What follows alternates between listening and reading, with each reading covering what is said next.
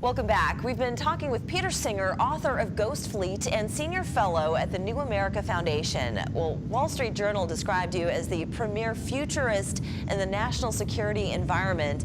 And by reading your book, it's described as fiction, but it's regarding the United States, China, and Russia, their relationship, and how they're using cybersecurity as a means of waging war. And like you were saying earlier about the war of information.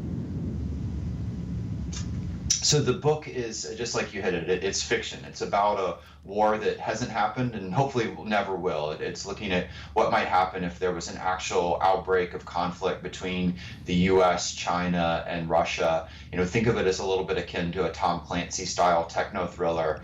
But the difference with Clancy and other novels is that it combines with nonfiction. So it's a novel, but the rule was every single technology in it, no matter how science fiction it might seem, every scene in it has to have some kind of backing from the real world. It has to be something that's played out elsewhere or documented elsewhere. So it's this kind of smash up of science fiction and science reality.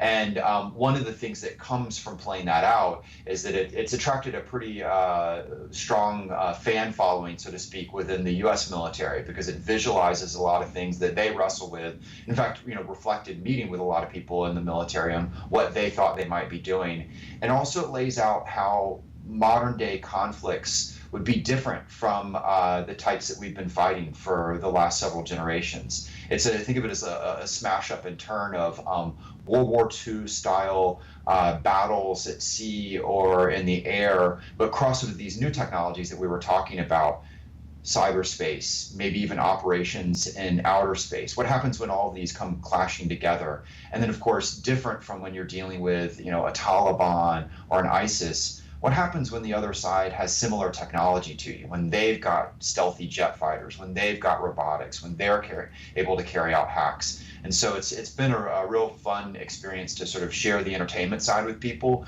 but also see how it's been used by the military for training and education.